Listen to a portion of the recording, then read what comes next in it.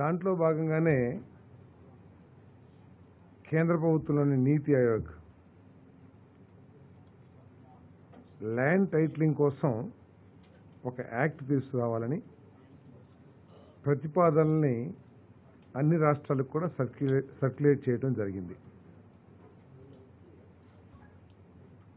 నీతి ఆయోగ్ కేంద్ర ప్రభుత్వం ఆధీనంలో ఉన్న సంస్థ అయినప్పుడు కూడా ఇండిపెండెంట్ సంస్థ అనుకోండి. బీజేపీ పాలిత రాష్ట్రాలు కూడా చాలా వరకు ఈ ల్యాండ్ టైటిలింగ్ యాక్ట్ని అమలు చేయాల. ఈ ల్యాండ్ టైటిలింగ్ యాక్ట్ మీద స్టేక్ హోల్డర్స్ అందరూ కూడా చాలామంది బహిరంగంగా, అదేవిధంగా పత్రికలు కానివ్వండి, మీడియా కానివ్వండి, అందరూ కూడా పలు సందేహాలను వ్యక్తపరిచారు.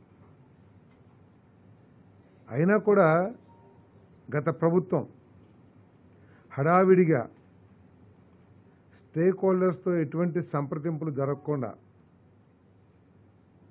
దాంట్లో వచ్చే లాభ నష్టాలు ఏమిటి, లేకపోతే ప్రజలకి జరిగే నష్టం ఏమిటి అనేది ఆలోచించుకోకుండా ఒక భయంకరమైన చట్టాన్ని, భయంకరం ఎందుకంటున్నానంటే ఈ చట్టం ఉన్నన్ని అమల్లో ఉన్నన్ని రోజులు కూడా ప్రత్యేకంగా సన్న చిన్నకారు రైతులు కానివ్వండి, లేకపోతే చిన్న చిన్న భూ యజమానులు కానివ్వండి, తీవ్రమైన ఆందోళనకి గురయ్యి నిద్రలేని రోజులు కూడా గడిపారని చెప్పేసి మనం చేస్తా ఉన్నాను. ఎందుకంటే గత ప్రభుత్వం చెప్పినప్పటికీ ఇది కేంద్ర ప్రభుత్వం ప్రతిపాదించిన చట్టం, మేము దాన్ని అమలు చేశామని చెప్పేసి చెప్పడానికి ప్రయత్నం చేసినా కూడా నీతి ఆయోగ్ ఏదైతే ప్రతిపాదించిందో దానికి దీనికి పోలిక లేకోకుండా అనేక క్లాజెస్ని మార్చివేసిన విషయం మనకు కూడా తెలిసిందే. నీతి ఆయోగ్ ప్రతిపాదించిన దాని ప్రకారం ఒక గవర్నమెంట్ ఆఫీసర్ టీఆర్ఓగా, అంటే ట్రాన్స్ఫర్ రిజిస్ట్రేషన్ ఆఫీసర్గా, టైటిల్ రిజిస్ట్రేషన్ ఆఫీసర్గా వ్యవహరించడం జరుగుతుంది. కానీ మన ఈ గత ప్రభుత్వం, ఆంధ్రప్రదేశ్ ప్రభుత్వం చేసిన దాంట్లో మాత్రం అసలు ఎవరు చేస్తారనే దాని మీద ఏమీ లేకోకుండా, అంటే ఎనీ పర్సన్, అది అధికార లేకపోతే ప్రభుత్వం నామినేటెడ్ చేసే వ్యక్తి అనే విషయాన్ని స్పష్టం చేయకోకుండా, అంటే నామినేషన్ చేసే వ్యక్తి ఎనీ పర్సన్ అని చెప్పేసి ట్రాన్స్ఫరింగ్ టైటిల్ రిజిస్ట్రేషన్ ఆఫీసర్గా వ్యవహరిస్తారని చెప్పేసి చెప్పింది. ఇది ఎంత దారుణమో ఒకసారి ఆలోచించాలని చెప్పేసి మనం చేస్తా ఉన్నాను. అంతేకాకుండా ఈ టైటిలింగ్ రిజిస్ట్రేషన్ ఆఫీసర్కి అపరిమితమైన అధికారాలు ఇచ్చి ఏది చేయాలన్నా కూడా ఆయనే చేయాలి, ఆయనే ఫైనల్. ఆయన చేసిన తర్వాత ఇటువంటి విభేదాలు ఏదన్నా ఉన్నట్లయితే లోవర్ కోర్ట్స్కి ఎటువంటి అధికారాలు లేకోకుండా చేసేసింది గత ప్రభుత్వం. అంటే చిన్న రైతు, ఒక కొంట ఉన్న రైతు ఉన్నాడు అనుకోండి, హైకోర్టుకి వెళ్ళగలడా? హైకోర్టులో ఈరోజు ఏ విధంగా ఖర్చులతో కూడుకున్న విషయం మనందరికీ తెలుసు. సో కేవలం హైకోర్టు మాత్రమే వెళ్ళాలి అని చెప్పేసి లోవర్ కోర్ట్స్కి కంప్లీట్గా ఎటువంటి అధికారాలని కత్తిరించేసిన ఈ చట్టం ఎవరిని ఉద్దేశించి, లేకపోతే ఏ సమస్యని పరిష్కరించడం కోసం తీసుకొచ్చింది గత ప్రభుత్వం అర్థం కాకుండా ఉందని చెప్పేసి మనం చేస్తాం. గత ప్రభుత్వం చేసిన ఈ ఏపీ ల్యాండ్ టైటిలింగ్ యాక్ట్ ఏదైతే ఉందో 2022, అది వివాదాలను పెంచే విధంగా ఉంది తప్పితే ప్రజలకి భరోసా కలిగించే విధంగా కానివ్వండి, ప్రజలకి ఇంకా మెరుగైన రిజిస్ట్రేషన్ టైటిలింగ్ విధానాన్ని తీసుకొచ్చినట్టు కానీ ఎక్కడ లేదని చెప్పేసి మనం చేస్తామండి. ఏదైతే చట్టం తీసుకొచ్చిందో గత ప్రభుత్వం, అది రెవెన్యూ వ్యవస్థల్ని, ఇప్పటికి అమల్లో ఉన్న రెవెన్యూ వ్యవస్థల్ని, రిజిస్ట్రేషన్ వ్యవస్థల్ని, అదేవిధంగా ల్యాండ్ రికార్డ్స్ వ్యవస్థల్ని పూర్తిగా ధ్వంసం చేసే విధంగా ఈ చట్టాన్ని తీసుకొచ్చిందని చెప్పేసి మనకి సవినీయంగా మనం చేస్తాను. అంతేకాకుండా కేవలం హైకోర్టుకి వెళ్ళాలి, అసలు ఎటువంటి ఉద్దేశాలతో తీసుకొచ్చిందో కూడా అర్థం కాకుండా ఈ చట్టాన్ని గత ప్రభుత్వం తీసుకొచ్చిందని చెప్పేసి మనం చేస్తూ, మరి అంతేకాకుండా గత ప్రభుత్వ వ్యవహార తీరు చూసి మా ఆస్తులు కూడా తాకట్టు పెట్టుకుంటారేమో. ఎందుకంటే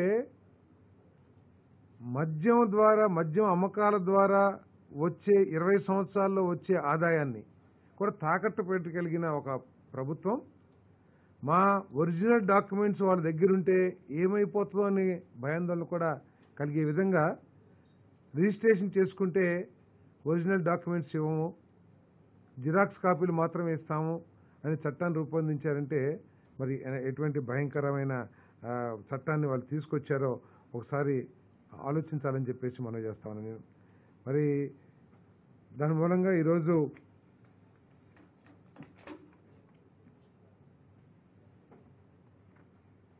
ఇదే చట్టం ఉండేటైతే గనక టైటిల్ రిజిస్ట్రేషన్ ఆఫీసర్ జారీ చేసే జనరల్ పవర్ ఆఫ్ అటార్నీ, ఇప్పటికే గిఫ్ట్ డీడ్లు, ఇంకా వేరే వేరే డీడ్స్ ఉంటాయి కదండి, గిఫ్ట్ డీడ్స్, వాటన్నిటినీ కూడా మార్టిగేజ్ డీడ్స్, వీటన్నిటిని కూడా మళ్ళీ రిజిస్టర్ చేసుకోవాలని కూడా ఎప్పుడో మనకి తాతలో లేకపోతే ఎవరో గిఫ్ట్ డీడ్లు ఇచ్చుంటారు, వాటన్నిటినీ కూడా మళ్ళీ రిజిస్ట్రేషన్ చేసుకోవాలని చెప్పేసి కూడా ఆ చట్టంలో పొందుపరచడం జరిగిందని చెప్పేసి మనం చేస్తాను. మరి ఆ చట్టం మూలంగా ప్రజల ఆస్తులకి రక్షణ లేదని చెప్పేసి భావించి మరి ఎవరైనా సరే చిన్న కంప్లైంట్ ఇస్తే, ఎందుకంటే టైటిలింగ్ రిజిస్టర్ ఆఫీసర్గా ఒక ప్రభుత్వ అధికారి, ఉన్నతాధికారి పనిచేస్తాడని చెప్పని చట్టం రేపు ప్రభుత్వం నామినేటెడ్ విధానం ద్వారా ఇస్తే అదే ఎవరొకళ్ళు ఉద్దేశపూర్వకంగా ఇబ్బంది పెట్టాలనే ఉద్దేశంతో రాజకీయ కారణాలతో ఆ ఆస్తిని వివాదాస్పదం చేస్తే ఎటువంటి దిక్కులేని పరిస్థితి ఉండేదని చెప్పేసి మనం చేస్తాను. ఆ వివాదాన్ని పరిష్కరించడానికి ఎటువంటి మళ్ళీ ఆర్డీఓనో లేకపోతే లోవర్ కోర్ట్సో లేకోకుండా నేరుగా హైకోర్టుకి వెళ్ళాలంటే ఎటువంటి ఇబ్బంది ఉండేదో కూడా ఒకసారి ఆలోచించామని చెప్పేసి మనం చేస్తాం. దానికోసం ఈరోజు మరి ఆ చట్టాన్ని రద్దు చేసామని చెప్పేసి కూడా మరి చంద్రబాబు నాయుడు గారి ప్రభుత్వం, కూటమి ప్రభుత్వం ఈరోజు చంద్రబాబు నాయుడు గారు, పవన్ కళ్యాణ్ గారు నాయకత్వంలో దీన్ని ఆంధ్రప్రదేశ్ క్యాబినెట్ రద్దు చేయడం జరిగిందని చెప్పేసి మనం చేస్తాము. అదేవిధంగా రెండోది, ఏ ఆలోచన చేసినా ఏ విధానం తీసుకొచ్చినా స్వార్థం ఎక్కువగా ఉండి ప్రజలకి మేలు జరుగుద్దా లేదా అనే ఆలోచన తక్కువగా ఉండే విధంగా గత ప్రభుత్వం పరిపాలన చేసిన విషయం ప్రజలందరూ కూడా గుర్తించిన విషయం మీ అందరికీ తెలుసు. 2019-2020 యొక్క పాలసీ, ఇసుక పాలసీ ఏదైతే ఉందో, కనీసం దీని మూలంగా ప్రజలకి మేలు జరుగుతుందా, రాష్ట్రానికి మేలు జరుగుతుందా, లేకపోతే భవన నిర్మాణ కార్మికులకి మేలు జరుగుతుందా, నష్టం జరుగుతున్నా కూడా పట్టించుకోకుండా వాళ్ళు ఈ ఇసుక విధానాన్ని తీసుకొచ్చిన విషయం మనందరికీ కూడా తెలిసిందే. మరి 2019-2021లో తీసుకొచ్చిన ఇసుక విధానాన్ని రద్దు చేస్తూ ఆ ప్రభుత్వం చేసుకున్న అగ్రిమెంట్స్, పెద్ద పెద్ద జేపీ తర్వాత ఇంకేదో పెద్ద పెద్ద సంస్థలు బయట నుంచి తీసుకొచ్చి ఏదైతే అంటే అప్పుడు చెప్పుకునేది ఏంటంటే అవి నామ మాత్రమే, కానీ ఆ ఇసుక వ్యాపారం చేసిందంతా మాత్రం వేరే వాళ్ళని చెప్పేసి చెప్పుకుంటుండేవాళ్ళు. ఏదేమైనా ఇక్కడ ఆ అగ్రిమెంట్లన్నీ కూడా రద్దు చేసేయడం జరిగిందని చెప్పేసి మనం ఆ విధానాన్ని, అదేవిధంగా ఆ అగ్రిమెంట్లు కూడా అన్ని రద్దు చేయడం జరిగిందని చెప్పేసి మనం చేస్తాం. ఎంత ఘోరం అంటే వాళ్ళు బకాయిలు పడ్డా కూడా రాష్ట్ర ప్రభుత్వానికి చెల్లించాల్సిన అమౌంట్, పెద్ద అమౌంట్లు, కోట్లాది రూపాయలు ఉన్నా కూడా ఎన్ఓసీలు జారీ చేసి వారికి ఎటువంటి ఇబ్బందులు లేకోకుండా సర్టిఫికేట్ జారీ చేసిన విషయాన్ని కూడా మీ దృష్టికి తీసుకొస్తారు. కానీ ఏదో 800 కోట్లకి కాంట్రాక్ట్ ఇచ్చామని చెప్పారు, కానీ రాష్ట్రానికి మాత్రం ఏమీ ఆదాయం వచ్చినట్లయితే ఎక్కడ కూడా కనపడలేదు. మరి దాన్ని దృష్టిలో పెట్టుకుని ఎటువంటి ఆదాయాన్ని ఆశించుకోకుండా ప్రభుత్వం ఉచితంగా ఇసుక సరఫరా చేయాలని చెప్పేసి నిర్ణయం తీసుకున్నాం. కేవలం లోకల్ బాడీస్కి వచ్చే సీనరేజ్, అదేవిధంగా లోడింగ్ ఏదైతే లేబర్ కానీ ఎవరైనా చేస్తారో అవి తప్పితే రాష్ట్ర ప్రభుత్వానికి ఎటువంటి ఆదాయం ఆశించుకోకుండా రాష్ట్ర ప్రజల సౌలభ్యం కోసం నిర్మాణ రంగం, భవన నిర్మాణ కార్మికుల సంక్షేమాన్ని ఇవన్నీ కూడా దృష్టిలో పెట్టుకుని ఉచితంగా ఇసుక సరఫరా చేయాలని చెప్పేసి నిర్ణయం తీసుకున్న జరిగిందని చెప్పేసి, అంటే సరఫరా చేయడానికి ఇచ్చిన జీవో 43 ఏదైతే ఉందో ప్రభుత్వం జారీ చేసిన జీవోఎంఎస్ నెంబర్ 43 డేటెడ్ 8/7/2024 దాన్ని రాటిఫై చేయటం జరిగిందని చెప్పేసి మనం చేస్తాను. అంతేకాకుండా దీన్ని చాలా పారదర్శకంగా చేయాలని ముఖ్యమంత్రి గారు చాలా స్పష్టంగా చెప్పడం జరిగింది క్యాబినెట్కి, అదేవిధంగా అందరికీ కూడా. పారదర్శకంగా దీంట్లో ఎటువంటి స్వార్థం కానీ లేదా ఎటువంటి అవినీతి కానీ ఎటువంటి అవకతవకలు జరగకోకుండా చూడాల్సిన బాధ్యత అందరి మీద కూడా ఉందని చెప్పేసి చాలా స్పష్టమైన ఆదేశాలు ఇచ్చారు. మనం పారదర్శకంగా చేయటమే కాదు, ప్రజలు కూడా దాన్ని పారదర్శకంగా ఉందనే అభిప్రాయం ఏర్పడే విధంగా మనం చేయాలని చెప్పేసి కూడా చాలా స్పష్టంగా చెప్పడం జరిగింది. మరి దీన్ని ఇంకా మెరుగుపరచడానికి ఇంకా ఏ అవకాశాలున్నా కూడా భవిష్యత్తులో, ఎందుకంటే ఈ మాన్సూన్కి సంబంధించి ఏదైతే ఇసుక కావాలో ఆ ఇసుక ఒక 43 లక్షల టన్నులు అందుబాటులో ఉంది స్టాక్, వేరియస్ స్టాక్ పాయింట్స్లో. అదేవిధంగా డీసిల్టింగ్ ద్వారా కూడా ఇంకా కావాల్సిన శాండ్ తీసుకుని ప్రజల అవసరాలకి శాండ్ను ఉచితంగా సరఫరా చేస్తామని చెప్పేసి మనం చేస్తూ, మరి దీని మీద అందరికి కూడా మినిస్టర్స్ అందరికీ కూడా చాలా స్పష్టంగా చెప్పారు. మరి దీనికి ఒక కమిటీ వేసి దీన్ని పారదర్శకంగా అమలు చేసే విధంగా పర్యవేక్షణ చేయాలని చెప్పేసి కూడా చెప్పడం జరిగింది. Sir different officer, joint collector, 5 officers ఉన్నారు, అధికారుల కమిటీ సార్, డిస్ట్రిక్ట్ లెవెల్ కమిటీలు.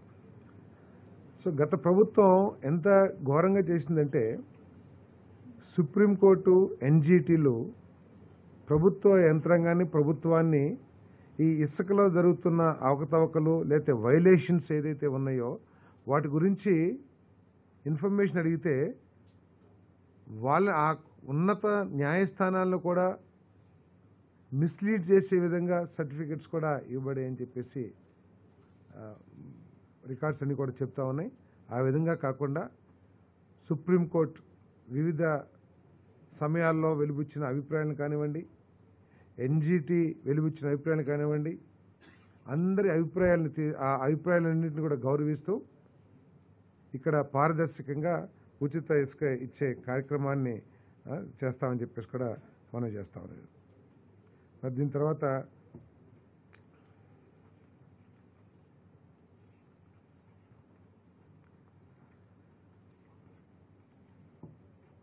ధాన్యం కొనుగోలు గురించి మీ అందరికీ కూడా గత ప్రభుత్వం ఏ విధంగా చేసింది, రైతులు ఆ విధాన లోపం మూలంగా ఎంఎస్పి ఇవ్వాలనే ఆలోచన మంచిదైనప్పటికీ కూడా ప్రభుత్వం అమలు చేసిన విధానాన్ని, ఆ విధానం మూలంగా రైతు సోదరులు ఎదుర్కొన్న సమస్యలు వర్ణనాతీతం అని చెప్పేసి మనం చేస్తామని, నేను ఒక మండలంలో పండించిన ధాన్యాన్ని ఎక్కడో సుదూరమైన మండలంలో మిల్స్కి ట్యాగ్ చేయటం, వరి ప్రొడక్షన్కి సంబంధించి అవగాహన లేకోకుండా ఎన్ని సంచులు కావాలి ఏమిటి అనేది ఒక అవగాహన లేకోకుండా ఆ సంచుల కోసం రైతులు ఇబ్బంది పడే పరిస్థితులు. అదేవిధంగా ట్రాన్స్పోర్ట్ మీద కూడా నియంత్రణ, జియో ట్యాగ్ కావాలి అవి అని చెప్పేసి ఇన్ని మాటలు చెప్పినా కూడా రైస్ మిల్కి వెళ్ళిన తర్వాత ఆ ధాన్యాన్ని ఎటువంటి సమస్య లేకోకుండా ఆ రైస్ మిల్లర్ తీసుకుంటున్నాడా లేదా అనేది పర్యవేక్షణ లేకోకుండా, ఆఖరికి రైస్ మిల్లర్స్ వెళ్ళిన రైతు దగ్గర నుంచి కొంత సొమ్ముని వెనక్కి తీసుకుంటున్న వార్తలు వచ్చినా కూడా, తీసుకునే పరిస్థితులు వచ్చినా కూడా దాని మీద పట్టించుకోకుండా అనేక లోపభూయిష్టమైన విధానాన్ని గత ప్రభుత్వం అమలు చేసిన విషయం మనకు తెలిసిందే. అంతేకాకుండా దాదాపు 90 రోజులు గత రబీ సీజన్లో సేకరించిన ధాన్యానికి 84-90 రోజులైనా కూడా రైతులకు పేమెంట్ చెల్లించకపోవటం మూలంగా రైతులు తీవ్ర ఇబ్బందులకు గురైన విషయాన్ని కూడా తీసుకొస్తాం. దాదాపు 1600 కోట్ల రూపాయలు బకాయి పెట్టేసి వెళ్ళింది గత ప్రభుత్వం. దాంట్లో 1000 కోట్ల రూపాయలు వెంటనే మరి చంద్రబాబు నాయుడు గారి ప్రభుత్వం, రాష్ట్ర ప్రభుత్వం రిలీజ్ చేసిన విషయాన్ని కూడా తెలియజేస్తా ఉన్నాను. మరి త్వరలో ఇంకా మిగతావి కూడా చెల్లించేస్తాం. మరి ఈ అవసరాల కోసం వాణిజ్య బ్యాంకుల నుంచి 2000 కోట్ల రూపాయల రుణాలని సేకరించడం కోసం మరి ఈరోజు కేబినెట్ ఆ ప్రతిపాదనని కేబినెట్ ఆమోదం చేసిందని చెప్పేసి మీకు తెలియజేస్తా ఉన్నాను. మరి ఏదైతే ఇబ్బందులు పడ్డారో రైతులకి ఎంఎస్పి అందించడం కోసం గతంలో రైతులు పడ్డ ఇబ్బందులన్నీ తొలగించే విధంగా మరి వచ్చే సీజన్లో ధాన్యం సేకరణ విధానం ఉంటుందని చెప్పేసి దాన్ని పూర్తి స్థాయిలో పర్యవేక్షిస్తూ రైతులకి ఎటువంటి సమస్యలు లేకోకుండా హ్యాసిల్ ఫ్రీగా ఆ ధాన్యాన్ని సరఫరా చేసే కార్యక్రమాన్ని చేస్తామని చెప్పేసి కూడా మనం చేస్తా ఉన్నాను. అదేవిధంగా వచ్చే సీజన్ కోసం వచ్చే సీజన్లో రైతులకి ఇబ్బంది లేకోకుండా వారికి చెల్లించాల్సిన డబ్బును చెల్లించడం కోసం 3200 కోట్ల రూపాయలని కొత్తగా రుణం పొందేందుకు రాష్ట్ర ప్రభుత్వ హామీని కోరుతూ వ్యవసాయ సహకార శాఖ చేసిన ప్రతిపాదనకి రాష్ట్ర మంత్రి మండలి ఆమోదం తెలిపిందని చెప్పేసి నేను మనవి చేస్తాను. అదేవిధంగా రాష్ట్రంలో ఉన్న క్రాప్ ఇన్సూరెన్స్ గురించి కూడా మరి చర్చ జరిగింది. లోపభూయిష్టమైన గత 5 సంవత్సరాల్లో సరైన క్రాప్ ఇన్సూరెన్స్ విధానం లేకపోవటం మూలంగా రైతులు చాలా నష్టపోయారు. కేవలం ఒక రబీకి చేస్తే నెక్స్ట్ క్రాప్కి లేకపోవటం అట్లా లోపభూయిష్టంగా ఉన్న విధానాన్ని గత ప్రభుత్వం అమలు చేసింది. వీటన్నిటి మీద కూడా స్టడీ చేయటం కోసం మరి ఒక కమిటీ ఆర్థిక, పౌర సరఫరాలు, వ్యవసాయ శాఖ మంత్రులతో మరి ఒక అధ్యయన కమిటీని ఏర్పాటు చేయడం జరిగింది. ఆ కమిటీని వెంటనే 1 నెల రోజుల్లో నివేదిక ఇవ్వాల్సిందిగా కూడా సూచన చేయడం జరిగిందని చెప్పేసి మనం చేస్తాను. మరి దీంట్లో ఇన్సూరెన్స్ విధానం మరి అదేవిధంగా కొత్తగా మరి ఈ సీడ్ మేజ్ ఏది ఉందో మనం విత్తనాలు, మొక్కజొన్న విత్తనాలు ఆ ప్రొడక్షన్ నూజివీడు చాలా ప్రాంతాల్లో కూడా ఎక్కువగా ఉంది. దానికి చాలా ఖర్చుతో కూడుకున్న వ్యవసాయ విధానం, దాని మీద కూడా మరి ముఖ్యమంత్రి గారు స్టడీ చేయమని, మామిడి రైతుల ఇన్సూరెన్స్ కూడా స్టడీ చేయమని చెప్పేసి కూడా ఈ కమిటీకి తెలియచేయడం జరిగిందని చెప్పేసి మనం చేస్తా ఉన్నాను. అంతేకాకుండా కౌలు రైతుల గురించి కూడా చర్చించడం జరిగిందని చెప్పేసి మనం చేస్తాను. ఎందుకంటే కౌలు రైతులకి పూర్తిగా ఆర్థిక సహాయం బ్యాంకుల నుంచి అందట్లేదనే అభిప్రాయాన్ని ముఖ్యమంత్రి గారు మరి కేబినెట్ చర్చించడం జరిగింది. మరి రాబోయే రోజుల్లో తప్పకోకుండా దాని మీద ఒక స్టడీ చేసి ఈ కౌలు రైతు కార్డులు ఏవైతే ఉన్నాయో ఏ విధంగా ఇవ్వాలనే దాని మీద వాళ్ళకి ఎటువంటి ఇబ్బందులు లేకుండా సులువుగా రుణాలు అందించడం కోసం ఎటువంటి విధానాన్ని తీసుకురావాలనే దాని మీద అధ్యయనం చేయమని చెప్పేసి కూడా ముఖ్యమంత్రి గారు సూచించడం జరిగింది. అంటే కౌలు రైతులకి మేలు చేయాలి. ఎందుకంటే దాదాపు ఎక్కువగా వ్యవసాయం ఎస్సీ, ఎస్టీ, బీసీ చిన్న రైతులందరూ కూడా ఈ కౌలు రైతులుగా ఉన్న విషయం అందరికీ తెలిసిందే. కానీ బ్యాంక్స్ నుంచి గత ప్రభుత్వంలో కౌలు రైతులకు అందింది చాలా తక్కువ. కనీసం ఒక 4-5% కూడా కౌలు రైతులకి రుణాలు అందిన పరిస్థితి గత ప్రభుత్వం లేదు. మరి దాన్ని సులభతరం చేయటం కోసం ఏ విధంగా కౌలు రైతు కార్డులు ఇవ్వాలి, వాటన్నిటి మీద కూడా అధ్యయనం చేయమని చెప్పేసి ముఖ్యమంత్రి గారు సూచించారని చెప్పేసి మనం చేస్తాను. అదేవిధంగా 2018లో ఆనాడు ముఖ్యమంత్రిగా ఉన్న చంద్రబాబు నాయుడు గారు ప్రకృతి వ్యవసాయాన్ని ఈ రాష్ట్రంలో 5 లక్షల ఎకరాల్లో ప్రారంభించిన విషయం మీ అందరూ కూడా గుర్తుండే ఉంటుంది. మరి ఆ వ్యవసాయానికి ఈ మరి గుల్బెంకియన్ అవార్డు వచ్చింది. ఇది వ్యవసాయ రంగంలో నోబెల్ ప్రైజ్తో సమానం అని చెప్పేసి మనం చేస్తాను. మరి ముఖ్యమంత్రి గారు ఈ ప్రకృతి వ్యవసాయాన్ని ఇంకా మెరుగ్గా చేయాలని చెప్పేసి మరి 4 రెట్లు 2029 నాటికి 20 లక్షల హెక్టార్లు అంటే 50 లక్షల ఎకరాలు, దాదాపు 50 లక్షల ఎకరాల్లో ఈ ప్రకృతి వ్యవసాయాన్ని తీసుకురావాలని చెప్పేసి దీని మీద ఇంకా ఎక్కువగా స్టడీ చేసి అగ్రికల్చర్ డిపార్ట్మెంటు, హార్టికల్చర్ డిపార్ట్మెంటు రైతుల దగ్గరికి తీసుకువెళ్ళాలని చెప్పేసి కూడా మరి ముఖ్యమంత్రి గారు సూచించారు. రాబోయే రోజుల్లో ఆంధ్రప్రదేశ్ ప్రపంచానికి ప్రకృతి వ్యవసాయంలో లీడర్గా వ్యవహరించబోతుంది, మార్గదర్శిగా వ్యవహరించబోతుంది అని చెప్పేసి కూడా అభిప్రాయం కేబినెట్ వ్యక్తపరిచింది.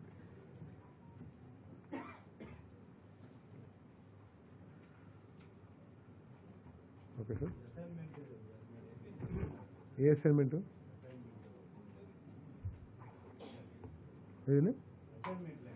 అది రాలేదు. ఈరోజు మెయిన్గా ఏంటంటే ల్యాండ్ టైటిలింగ్ యాక్టు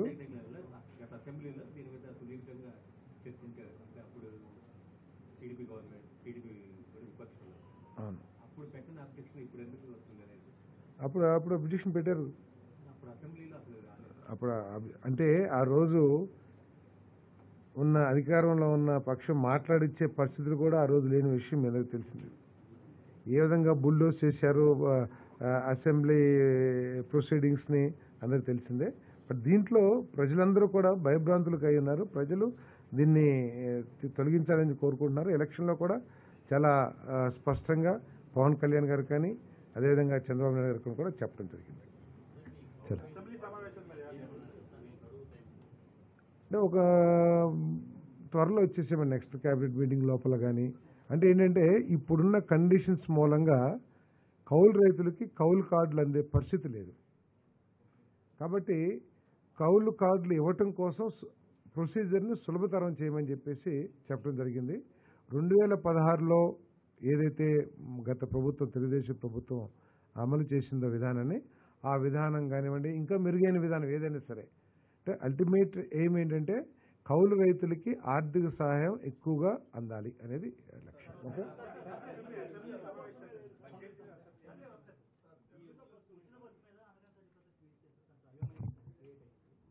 సార్, ఇది అయోమయం ఎక్కడ లేదు. కొంతమంది సూచించడం తప్పితే లేకపోతే వర్డింగ్స్ లేదు తేడా ఉంటాం. ఎక్కడ అయోమయం లేదు. ఏదైతే హామీ ఇచ్చారో ఆ హామీలన్నింటినీ కూడా అమలు చేస్తుంది ప్రభుత్వం.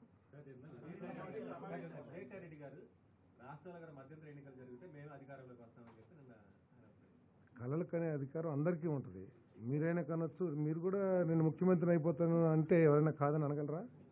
సో కలలు కనే అధికారం అందరికీ ఉంటుంది కాబట్టి దాని గురించి నేను కామెంట్ చేయదలుచుకోలేదు. ఏం చర్చించలేదు.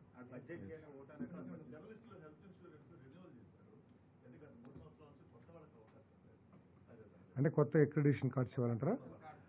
తప్పుకోకుండా రూల్స్ ప్రకారం న్యాయబద్ధంగా ఇస్తానికి ప్రయత్నం చేస్తాం.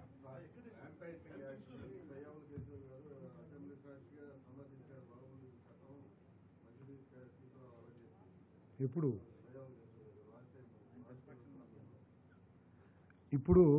ఎందుకు ఈ చట్టాన్ని రద్దు చేయాలనేది మీకు చాలా స్పష్టంగా చెప్పాం. ఈరోజు ట్రాన్స్ఫరింగ్ టైటిల్ రిజిస్ట్రేషన్ ఆఫీసర్ ఏదైతే ఉందో అది ఒక్కటి చాలు మీకు. ఎందుకంటే నీతి ఆయోగ్ ప్రతిపాదించిన చట్టంలో డ్రాఫ్ట్ బిల్ యాక్ట్ ఏదైతే ఉంటుందో దాంట్లో స్పష్టంగా ఎనీ ఆఫీసర్ అని ఉంది. కానీ ఇక్కడ చట్టంలో ఎనీ పర్సన్ అని ఉంది. అంటే ఎనీ పర్సన్ అంటే ఎవరు? రేపు నామినేషన్ చేయొచ్చు, లేకపోతే ఎవరినైనా ఇష్టం వచ్చిన వాళ్ళని పెట్టవచ్చు కదా. ఆ అధికారం ఆ చట్టం కల్పిస్తుంది కదా. అదేవిధంగా ఏదైనా వివాదం వస్తే మనం ఎక్కడికి వెళ్తాం? లోయర్ కోర్ట్స్కి వెళ్తాం. ఎందుకంటే మన కాన్స్టిట్యున్సీలోనో లేకపోతే మన జిల్లాలోనో ఉంటుంది. ఈరోజు ఆ లోయర్ కోర్ట్స్కి అధికారాలన్నీ కూడా తొలగించేసి కేవలం హైకోర్టుకి వెళ్ళాలంటే ఒక కొంట భూమి ఉన్న రైతుకి ఏదో వివాదం వచ్చింది. కొంట భూమి ఉన్న రైతు హైకోర్టులో లాయర్లకి వాళ్ళకి మీ అందరికీ తెలిసిందే వాటిని అందుకోగలడా? హైకోర్టుకి వెళ్ళగలడా? సో ఇటువంటి పరిస్థితులు అవసరం ఉంది. లోయర్ కోర్ట్స్ని తీసేసేయాల్సిన అవసరం ఉంది. తర్వాత ఈ రిజిస్ట్రేషన్ ఆఫీసర్ ఎవరైతే ఉన్నారో టైటిల్ రిజిస్ట్రేషన్ ఆఫీసరు, ఆయన తర్వాత ఏదైనా వివాదం వస్తే మన ఆర్డీఓనో సబ్ కలెక్టర్ జాయింట్ కలెక్టర్ వీళ్ళందరూ కూడా ఇంత ముందు నుంచి అధికారాలు ఉన్నాయి కోర్ట్స్కి వెళ్ళే ముందు. మరి వాళ్ళందరినీ కూడా ఎందుకు తీసేశారనే విషయం కూడా ఇక్కడ స్పష్టం లేదంటే ఏ ఉద్దేశంతో అంటే రేపు టైటిల్ రిజిస్ట్రేషన్ ఆఫీసరు ఒక నిర్ణయాన్ని ప్రకటించేశారు. అది అధికారి అయితే అధికారికి ఆయనకుండే ఇవి విధి విధానాలు వేరుగా ఉంటాయి.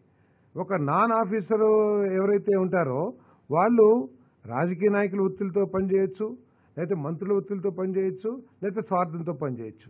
అటువంటప్పుడు వీళ్ళని కాపాడేది ఎవరు? సో ఇవన్నీ ఆలోచించి ప్రజల అభిప్రాయం మేరకు ప్రజలు దీని మీద తీవ్ర వ్యతిరేకతని వ్యక్తపరిచిన విషయం తెలిసిందే. మేము ఎన్నికల్లో చాలా స్పష్టంగా చెప్పాం, అధికారంలోకి రాగానే ఈ ల్యాండ్ టైటిలింగ్ యాక్ట్ని మేము రద్దు చేస్తామని చెప్పేసి దాంట్లో భాగంగా రద్దు చేస్తాం.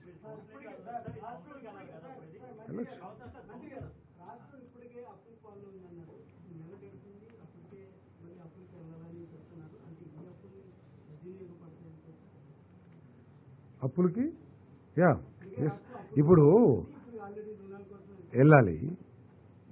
రబీ సీజన్లో తీసుకున్న ధాన్యానికి గత ప్రభుత్వం 1600 కోట్లు సుమారు చెల్లించుకోకుండా వెళ్ళారు.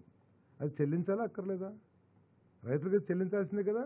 ప్రస్తుత ఆర్థిక పరిస్థితి మనకు తెలిసిందే. కాబట్టి రైతుల సంక్షేమం కోసం రైతులకు చెల్లించాల్సిన చెల్లింపులు కోసం అప్పు చేయాల్సిందే, తప్పదు. రైతులకు ఇచ్చేది దీంట్లో సద్వినియోగం అయిద్దా, డైవర్షన్ అయిద్దా అయ్యే అవకాశం లేదు. ఇది రైతుల కోసం తీసుకున్నది. ఇంకొక అప్పు ఏదైతే ఉందో అది కూడా వచ్చే సీజన్లో ధాన్య సేకరణ కోసం నిధుల్ని రెడీగా పెట్టుకోవడం కోసం.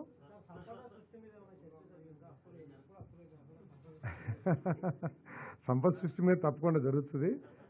సంపద సృష్టిస్తానికి ఈ ప్రభుత్వం కట్టుబడి ఉంది కూడా.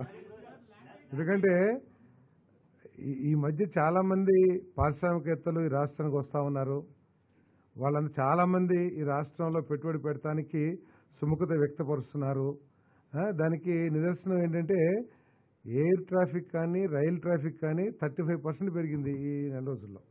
అదేవిధంగా ప్రజల ఆస్తుల విలువ కూడా విపరీతంగా పెరుగుతూ ఉంది.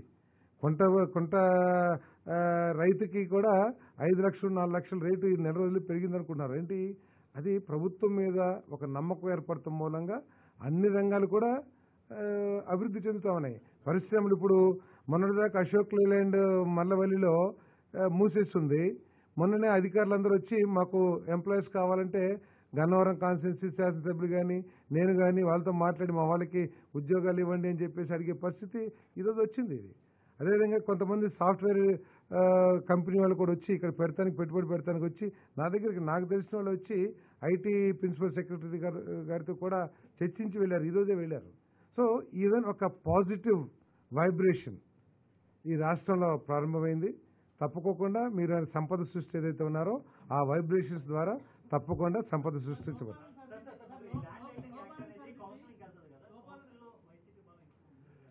ఏముందండి, కౌన్సిల్ బలం ఎక్కువన్నా కూడా అసెంబ్లీలో చేసిన చట్టాలని రద్దు చేసే అవకాశం లేదు కదా. వాళ్ళ ఓకే, వైఎస్ఆర్ కాంగ్రెస్ పార్టీ ఏదైతే ప్రజలు భయాందోళనకు గురి చేసిందో ఆ కండిషన్స్ మీద వాళ్ళ అభిప్రాయం ఏంటో కూడా చెప్తారు. ఎందుకు అధికారులు కాకుండా ఎందుకు ఎనీ పర్సన్ అని చెప్పి వర్డింగ్ వాడాల్సి వచ్చింది, ఎందుకు లోయర్ కోర్ట్స్ ఉన్న పవర్స్ని తొలగించాల్సి వచ్చింది, టైటిల్ రిజిస్ట్రేషన్ ఆఫీసర్కి హైకోర్టుకి మధ్యలో ఎవరు లేకోకుండా ఏ వ్యవస్థ లేకోకుండా ఎందుకు తీసేయాల్సి వచ్చింది, అదేవిధంగా నీతి ఆయోగ్ పెట్టిన క్లాజెస్ నుంచి ఎందుకు డిఫర్ అవ్వాల్సి వచ్చింది, వీటన్నిటి మీద కూడా చర్చ జరిగింది. ప్రజలు అర్థం చేసుకుంటారు కదా. ఇప్పటికైతే రద్దు చేశాం.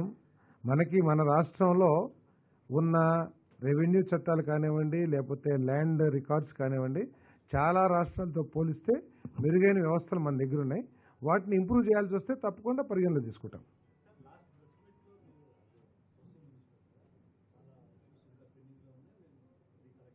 హౌసింగ్ సంబంధించా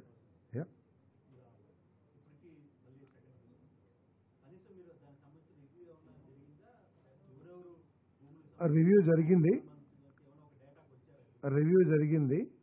అంటే ల్యాండ్ ఎక్విజిషన్ ఏమో రెవెన్యూ డిపార్ట్మెంట్ చేసింది, ఫిల్లింగ్స్ ఏమో పంచాయతీరాజ్ డిపార్ట్మెంట్ చేసింది, హౌసింగ్ డిపార్ట్మెంట్ చాలా నామినల్గానే చేసింది. మధ్య ప్రమేయం ఉంది తప్పితే హౌసింగ్ డిపార్ట్మెంట్కి దీంట్లో ఏం లేదు. కానీ హౌజెస్ కన్స్ట్రక్షన్లో లోపాలు జరిగినాయి, అవినీతి జరిగినాయని ఏదైతే చెప్పారో దాని మీద మాత్రం చాలా స్పష్టంగా ఎంక్వైరీ చేపిస్తా ఉన్నాం. ఇప్పటికే కొన్ని ఇల్లులు పాత ఇల్లులకి లోన్ తీసుకున్నారని, లేకపోతే పశువుల కొట్టాలకు కూడా లోన్ ఇచ్చారని చెప్పేసి కొన్ని చోట్ల ఇదైంది. అన్లెస్ రిపోర్ట్ పూర్తిగా రాకోకుండా దాని మీద కామెంట్ చేయాలని, వచ్చిన తర్వాత తప్పకుండా మేము ముందు పెడతాం. రాలేదు. దీనిలో ఈ క్యాబినెట్లో చర్చకి రాలేదు.